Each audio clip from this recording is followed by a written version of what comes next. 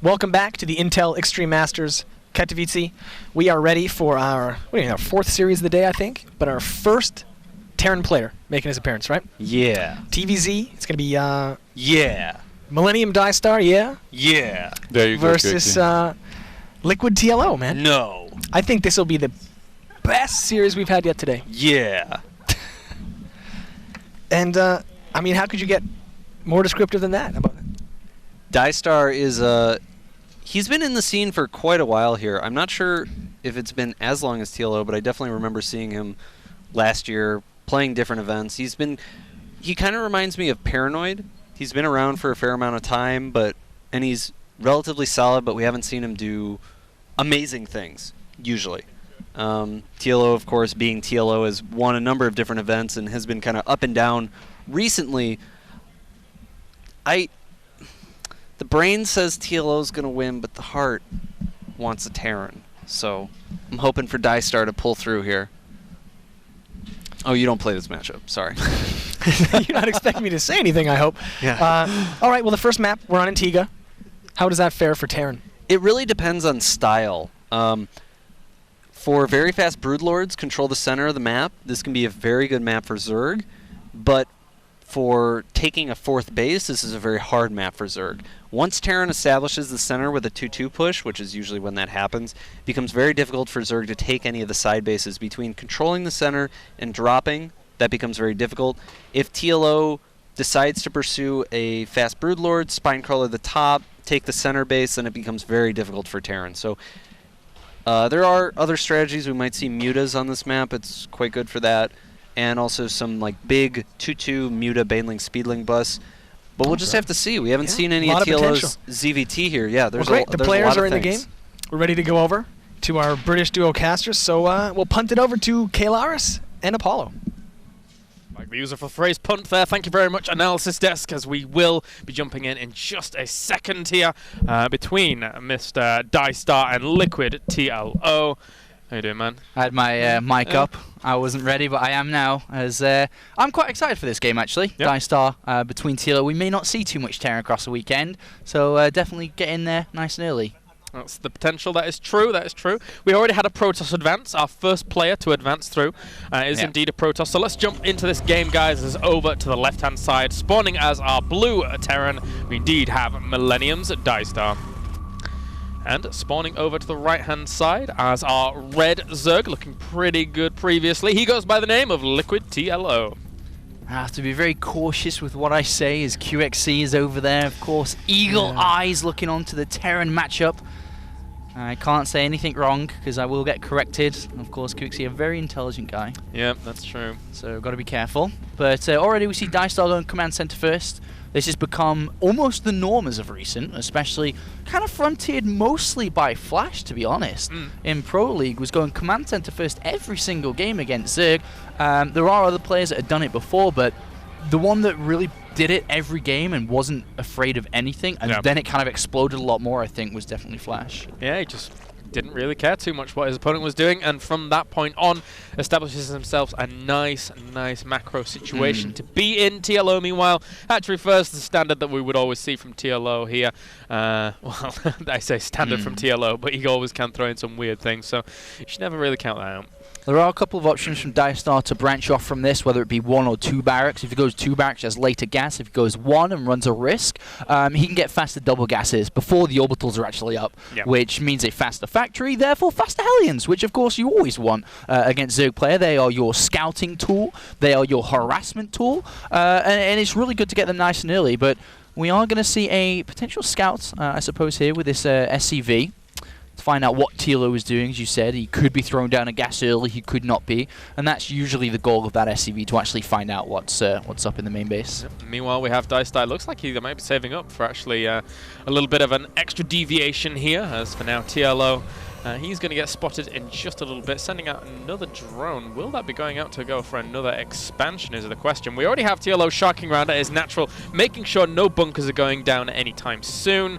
And Diestar for now, another command center. Yeah, he hasn't done either of the options. He didn't go for the extra barrack. He didn't add the gas, and the only option left is a third command center. So incredibly greedy option here from Diestar, who's obviously looking for the gas. He hasn't seen a gas, and that's going to just fuel his ambition for a third command center. He's going to be like, there's no form of aggression coming.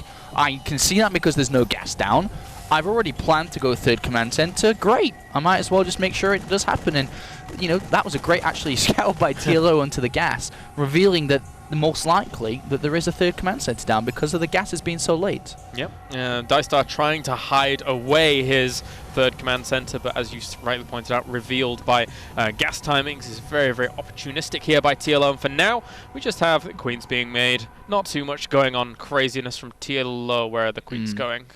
I don't really know here, and he's obviously doing something. He's going to move across. He's going to have a couple of transfuses by the time he gets over there. Is he going to move? Because we saw Gosu user doing this against MVP. Spread. Yeah, creep spread. Yeah. This is a boss move. And actually, it was TLO that started doing this first, I think, out of all of these people. And it allows you to just be so well stabilized against some kind of like Hellion play. Your creeps further out.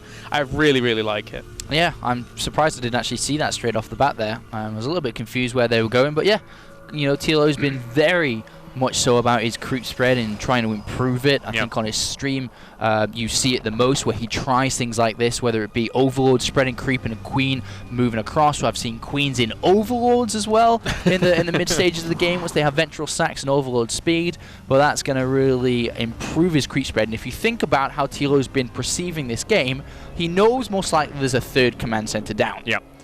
So what is there not now to deny creep spread, which is Hellions? So therefore, he sent out the queens in the middle of the map to really stretch out that creep spread because there's nothing to stop him. I think that's quite smart. Yeah, you're right. It has very, very nice knock-on effects here as TLO establishes himself a really, really good spot here. He's going to get his Roach Warren as well. And look at this. He's even adding on extra creep tumors. He's going to have so many. And Diestar now sees this going on, but he won't have the full inkling that this was like creep spread right in the middle of the map to begin with. He's just going to think that this was super aggressive creep spread early on. Yeah, it's very, very fast creep spread, and even moving one tumor backwards towards his natural to connect up the natural to the middle of the map. So quite a nice opening by TLO, of course, going for the Carapace upgrade, as well as a Roach Warren just in case anything was to happen here that did hit him by surprise, because he has gone for this very out there, aggressive, minimal unit style. Yep. And for now, we still have Diestar just going for his double evil engineering bays, as well as adding on plenty of reactors here, just to make sure he can pump out a massive amount of very strong bio. But TLO, he's gaining 1 or 2 advantages himself. He's trying to take his expansion as well as get his layer. And, you know, Diestar's claiming his third at a pretty similar time, so not really any give or leeway here right now. And here come the Hellions for the first time in this game. The Queens will shut these down. They will have to return back. Very, very fast creep spread. And if you think about the options, TLO did know that this third was down. He could have chosen a faster third base, but he chose to use his Queens like this instead. So we'll see now what that means for TLO.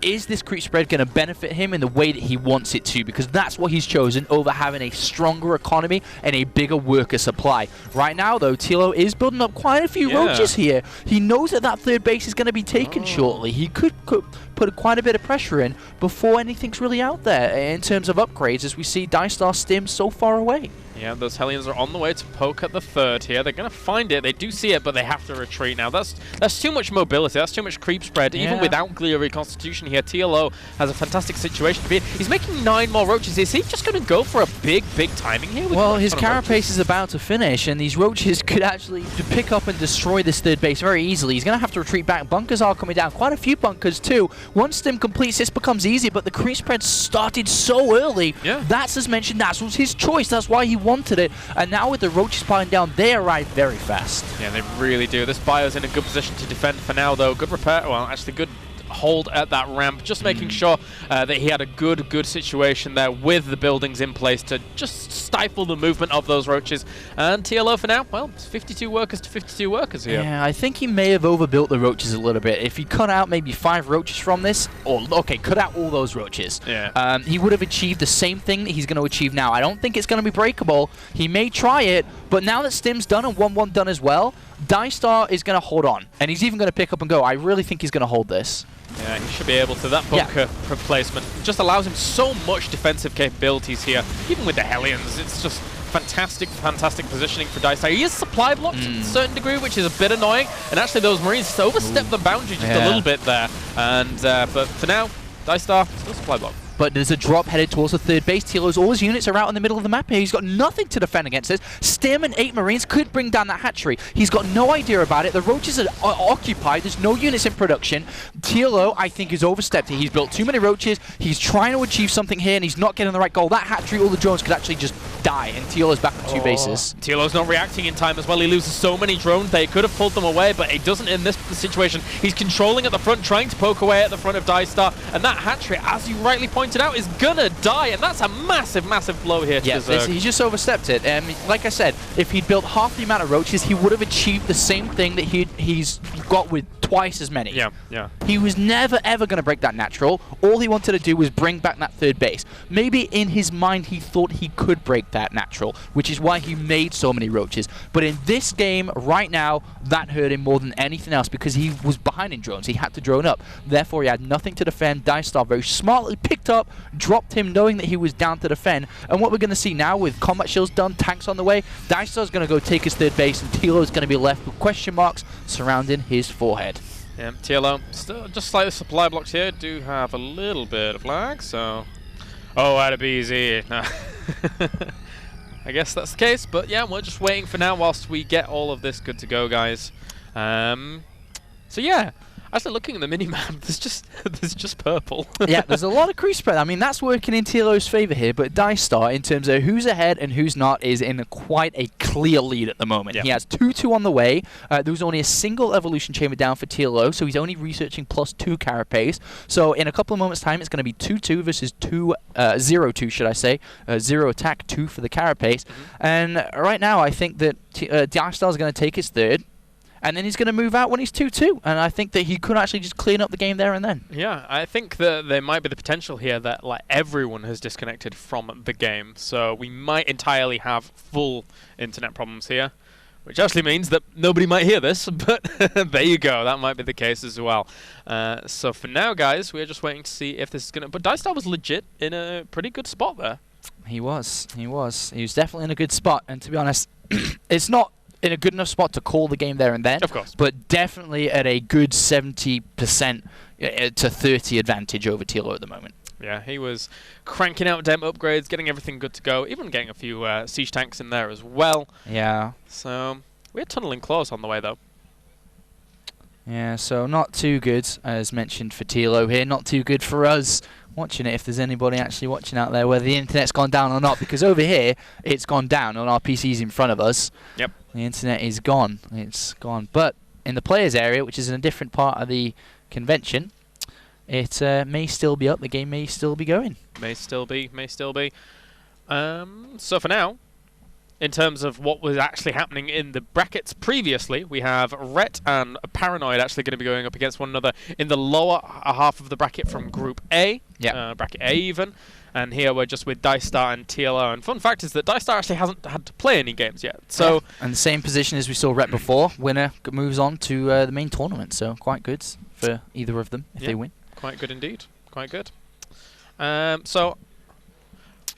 Yeah, I suppose we're going to have to throw it over to Jarrett and Co. in a couple of moments' time just to have a word over there, see what they think of the game developing so far, because, well, I guess we've said our words.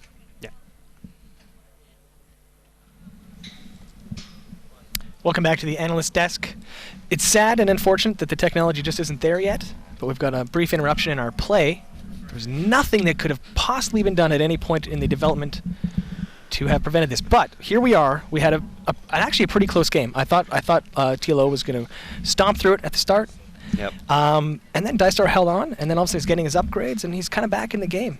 I think up until the point where Diestar actually kills the third hatchery, TLO has a very clear advantage despite being... He's only getting +2 carapace, he's saving his gas, not getting the plus attack upgrades. And basically what that strategy is going to transition into is like a roach infester with speedlings kind of tanking sort of play. You don't rely on the speedlings for the damage as much as the roaches and the fungal growth, as well as... Well, no, the roaches and the fungal growth.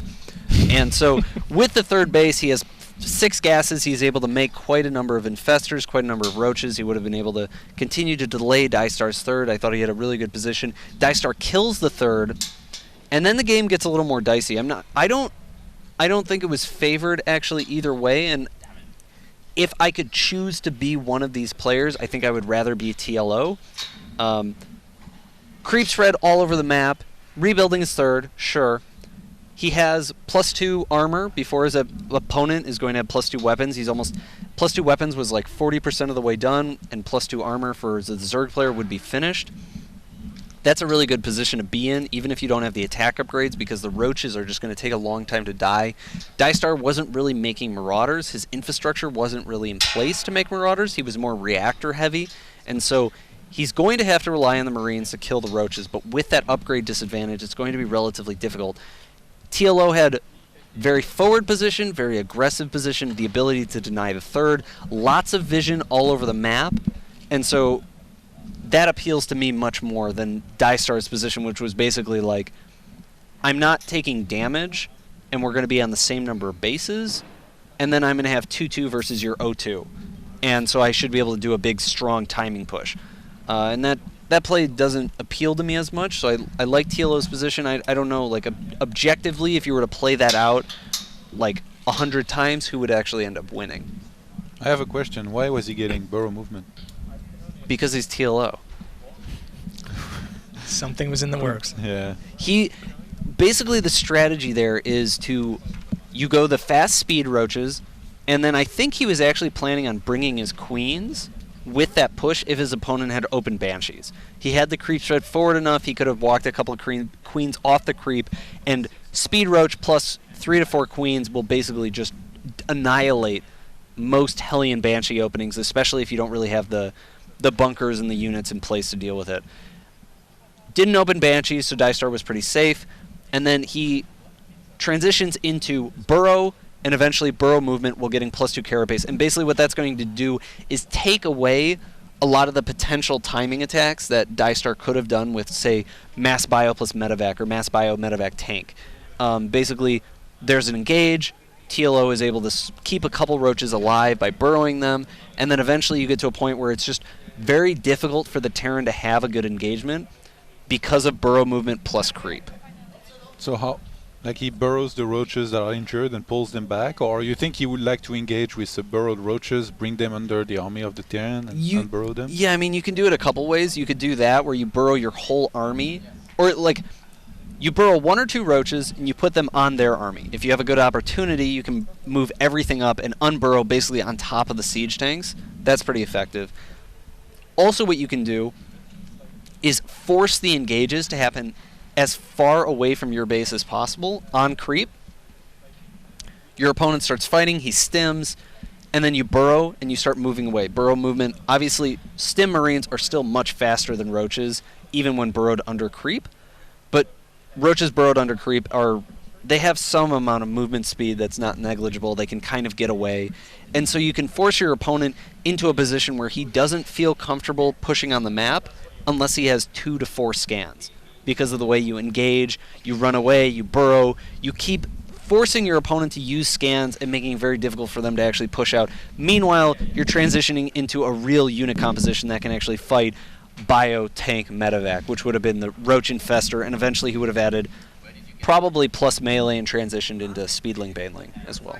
Wow. That was an analysis, man. Holy, yeah. That's And now Diestar 2 Raxes. Well, we're still trying to figure out the problems here. We lost connection to BattleNet. Yep. We might have lost connection all you at home, and we are talking to ourselves, which That is possible. it's possibly awkward. That would be sad. Yeah, it would But be I a don't bit mind sad. that. I don't mind talking to myself. I do it all the time. Yeah, I do it too. I try not to do it as much in public, especially with the accompanying like arm random movements and stuff that I sometimes do. But What, do you, like, fight? sometimes like I'll get in like You, like, fights with shadow box? myself, and then I'm shadowboxing on the bus and stuff, and I'm like, "You are gonna say that?" Oh, like give him some knees, and then Start humping the monitor. yeah, Yeah, you like that? yeah. Show him it's- your micro. I hump a lot of things, man. You'd be surprised. I believe it. I do. So Yeah, one thing it's- that's interesting here, besides not having internet, is I'm assuming that there's going to be a regame. I would- Based on what we saw so yeah, far, it would not be fair to call yeah, that game I either way, absolutely no. do not think there will be any kind of discussion there. It'll just be, Yeah. this is a regame, we're sorry guys, go again. And then it's like, what do you do? 2 racks. Do you 2-Rex? Do you 2-Rex? YOLO. If you're YOLO. If you're TLO, do you 10 pool because Diestar opens CC first? Do you think he's going to CC first again? Like some of the mind games there are boggling. Usually I avoid them by just pretending that the first game didn't happen because otherwise it gets too confusing. Yep. Yeah, it's, I want to see. ultimately it's almost like a rock, paper, scissors because they're going to ask, you think he's going to go the same build? He would never go the same build. You know, Yeah. you're playing that game for the Princess Bride, you know? I think a lot of that has to do with like how well do TLO and Diestar actually know each other? Mhm. Do they go get dinner usually? Do they know that Australia is almost entirely populated with criminals? Things like that, right? You have to factor. That are very important to deciding whether you should 10 pool or continue to go CC first. Absolutely, Or hatch yeah. first. Yep. Or change races. There's a chance they might do the exact same build because it was pretty safe what they did too. Oh yeah, I mean, There's no direct counter to how the way they were opening. I feel maybe command center first, I guess, against an early pull like 8 or 9. yeah, CC first on the low ground at the natural. Usually a 10 pool will force a cancel. It'll be like the game we saw with TLO Nordy. TLO would open 10 pool. He would force the cancel on the command center, and then TLO would take his own natural and then be ahead in that regard. Okay. And that's pretty standard. How well would the 10 pull fare versus the 2 racks? Absolutely complete auto loss. Okay, so if Hey, sup, baby, I I wanna- miss you. What are you texting here? yeah, she sends We're in me the pics. middle of it. Dude, I want to see if I had internet on my He's phone. like talking strategy and stuff. Baby, come on, baby.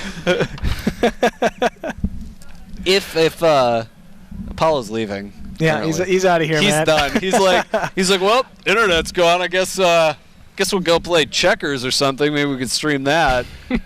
Or maybe they'll have some new game that we can stream or something. Yeah, I don't.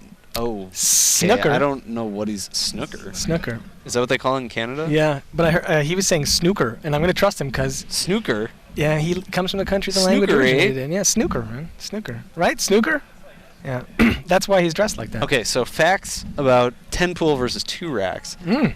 If, which is, I don't know why you What just you were pointed actually at doing? me. Yep. No, I mean, it on has this- oh. actually nothing to do with my phone. If Zerg knows where the 2 racks is, and they send their first 6 or 8 lings directly to it, then Terran could lose. Terran can absolutely lose. If you force a lift or you control the barracks, Zerg should win. Zerg should be in a very good spot. Terran has no production. You can freely hatch and drone up behind it. If Zerg cannot find the 2 racks within like 15 to 20 seconds of those first lings coming out, Terran will get up to 3 to 5 Marines plus 1 or 2 SCVs, and you can no longer have an engagement. And from that point, Terran's production off 2 racks is so much better than Zerg's production off a 10 pool that once a Terran gets like 6 to 12 Marines, they can just go kill the Zerg natural and win the game.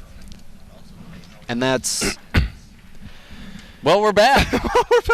Hey, guys. Hey, guys, we never stopped talking. We actually just gave probably the deepest analysis of a game that's never finished in the history of the StarCraft 2 We weren't community. live? No, we weren't live. We need the VOD. We need the VOD.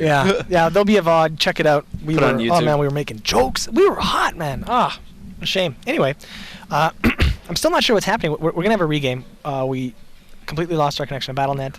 The game was certainly too close to call one way or the other, and we're waiting for that to happen. And meanwhile, we were just being really funny. Okay. Okay. Okay. Oh, we Yeah. are live. Okay. Yeah, wait, no. Is that... So that I thought that was I'm obvious. so confused. Look at Apollo. I know. I looked at Apollo. He's like falling over right he now. probably orchestrated all this, man. He's a ball buster. Did you know that? He's constantly around here just busting balls. He's when he's not casting, he's like co-casting with you. You're like watching the game. He's like, "Did you see this? Did you see that? This is Yeah, important yeah. too." And you're like, "Okay, I'm sorry, Apollo. I'm sorry. Okay, yes, whatever you say." Yeah, making funny faces at me. Trying Was to he? laugh. Oh man, you should see this guy. Troll. What do you like? Turn and look at? You're like, hey, I wonder what Apollo's got for I'm me right always now. trying to look at Apollo, man. Just look at him, man. He's got his cute little vest on and stuff. Why are you looking at me? What? You're like, I always look at Apollo, man, and then you look right at me instead of like looking at Apollo. I was looking at him. Are you saying that I'm wearing a cute vest? I was looking at him in the reflection of your glasses. Really? It's actually most of the time you're talking analysis, I'm not hearing what you're saying. I'm just looking at Sean, man. That's interesting. All right. Well, are the players in the game yet? Do we know? I don't know. We're not in the game. All right. We might be soon. Very soon, I'm sure. I'd love to see stream chat right now. I'm sure. Why? I bet they're just like, man, these guys are so funny. TLO's I bet watching they're so them. handsome and they know so much about the game. Definitely more than me. That's probably about the average stream chat comment right now, don't you think? We can Yeah, go man. check it, maybe. They're totally not like these guys are all like a bunch of noobs, eh? Oh yeah. Yeah, totally. Lol. Lol. Yeah. We're gonna get back to you as soon as possible. And in the meantime, We're waiting to hear back. we're gonna keep exactly keep what is freezing going in on. Poland. It's cold in here. I mean, it's Uh, kind of cold. My feet are actually getting cold. Yeah. My feet are cold. My hands are cold. You have gloves. I'm Put on I the might- gloves. I do have gloves. Actually, Todd was kind enough to lend me some gloves, which I wear. yeah. Which I wear in between the games. You look like a professional contractor. when I you do. wear I look them. like Le Professionnel by Luc Besson. You seen that film? Yeah. Yeah. I Now- like Luc Besson, man. One of my favorite directors, actually. Now you can For sure. cast in style. Eh, bonjour. Oh. Nous sommes les casters de l'Estercraft 2. Je suis Jared Kerr. Ici, QXC. Et là-bas, Johan. Johan Todd. Todd Merlot. Merlot. Malo. Nous sommes pas des newbies. Nous sommes très pro. Pro comme en français. Très bien français. You know, like the French was- people watching are really happy right now, but the rest of the world is like, what? They're like very confused. Stream chat is translating. I hope the. Right now. Oh, I'm sure they're translating very Yeah. accurately. That was the French language. 'cause Hey guys, I'm Jarrett. I'm a big noob, and I'm in Bronze League, and That's what they're translating. That's to. how it comes. Yeah, Yep. that's how it comes across. I know. I was once in bronze. Really?